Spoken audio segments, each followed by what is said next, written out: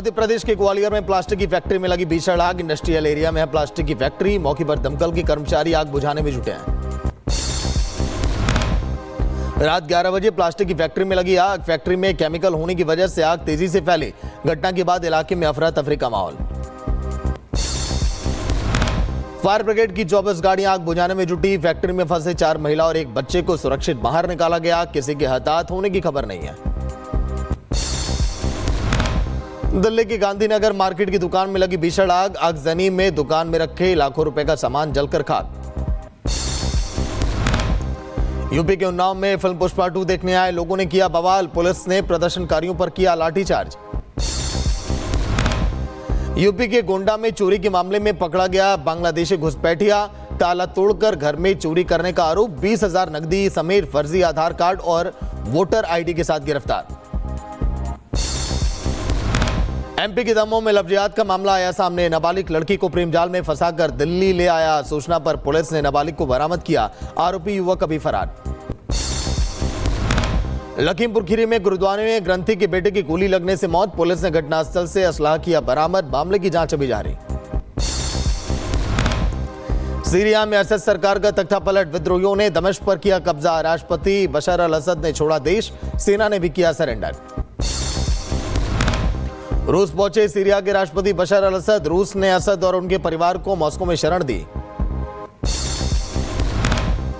सीरियाई विद्रोहियों ने दमिश्क पर कब्जे के बाद कर्फ्यू की घोषणा की। 13 घंटे का लगा कर्फ्यू। दमिश्क के लोगों ने कर्फ्यू का पालन किया। दुकानें बंद रही और सड़कें सुनसान दिखाई दी।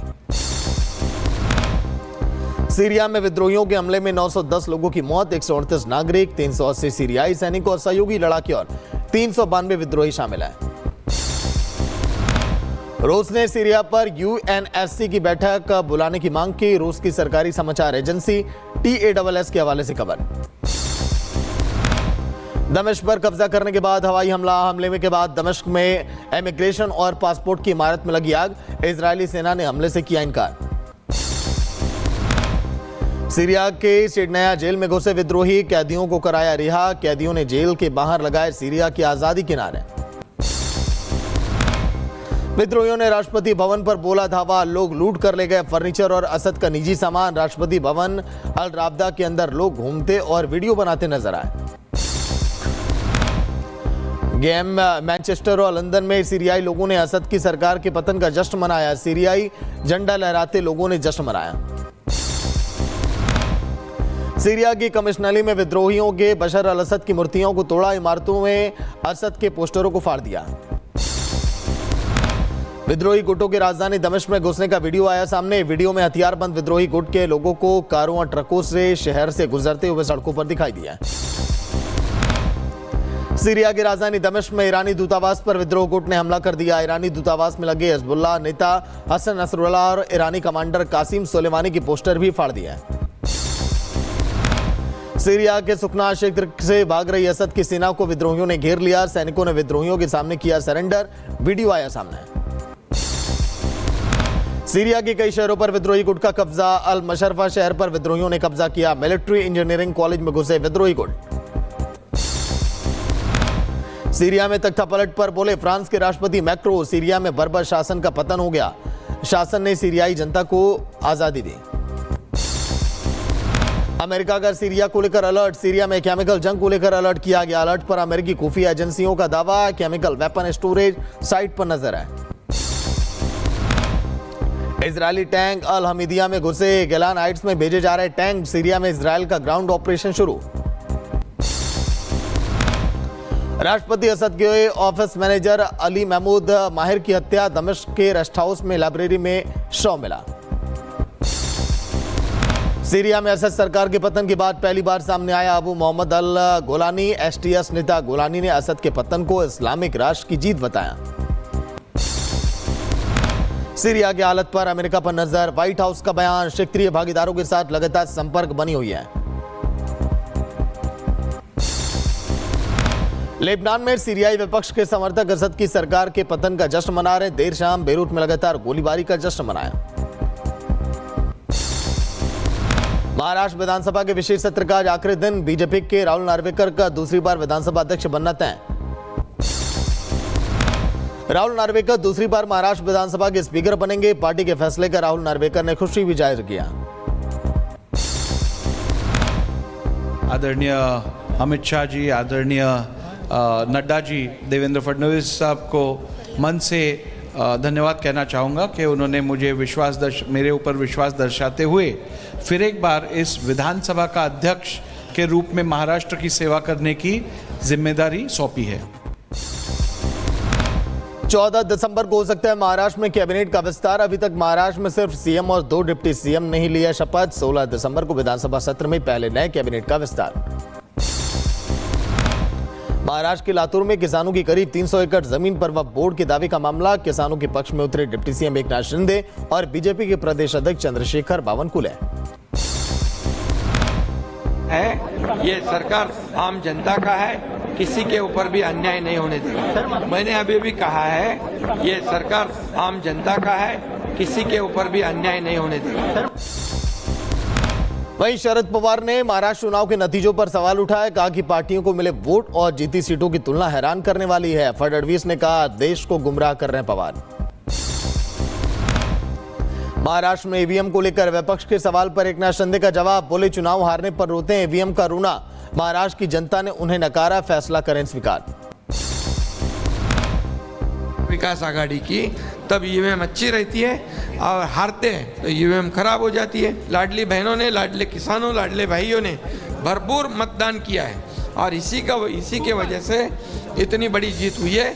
अब इस जीत को स्वीकार करो, सच्चाई को स्वीकार करो। केंद्रीय मंत्री किरण रिजिजू का अल्पसंख्यकों के विकास पर बयान। बोले कि कमजोर वर्गों तक पहुंचकर उनकी जिंदगी में सुधार लाएंगे।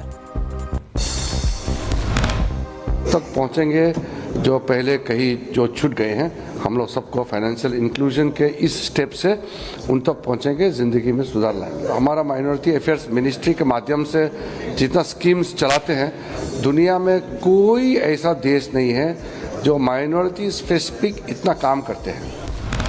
महाविकास अघाड़ी में और भी चौड़ी हुई दरार। आदित्य ठाकरे ने सपा को बताया बीजेपी की बी टीम। अबू आजमी ने कल उद्धव पर उठाए थे सवाल। कहा था यूबीटी और बीजेपी में कोई भी फर्क नहीं है। केंद्रीय मंत्री गिरिराज सिंह का राहुल गांधी पर हमला। भारत में जॉर्ज सोरोस की भाषा बोल रहे हैं राहुल। विदेश में राहुल के समर्थन में जॉर्ज सोरोस। एमपी के शाहजहांपुर में सीएम मोहन यादव का रोड शो। जिला मुख्यालय पर नवनिर्मित बस स्टैंड का सीएम मोहन यादव ने किया उद्घाटन। सीएम मोहन यादव का हेलीपैड से लेकर कार्यक्रम स्थल तक निकाला रोड शो।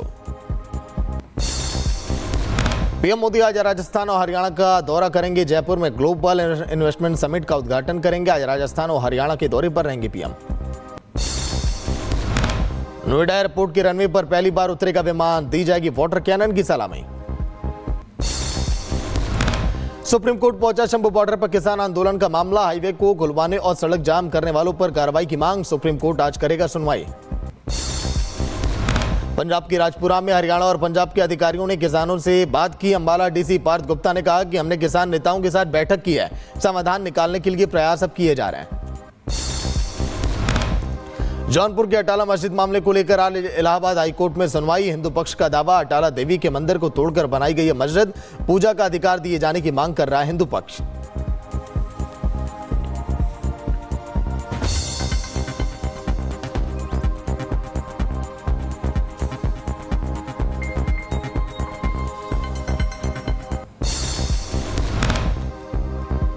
यूपी के सोनभद्र में सड़क हादसे में बाइक सवार 3 युवकों की मौत हो गई। सड़क के गड्ढे में अनियंत्रित होकर फिसली बाइक। पुलिस मामले की जांच में जुटी है। यूपी के लखीमपुर खीरी में बेकाबू कार तालाब में गिरी। हादसे में कार चालक की मौत हो गई।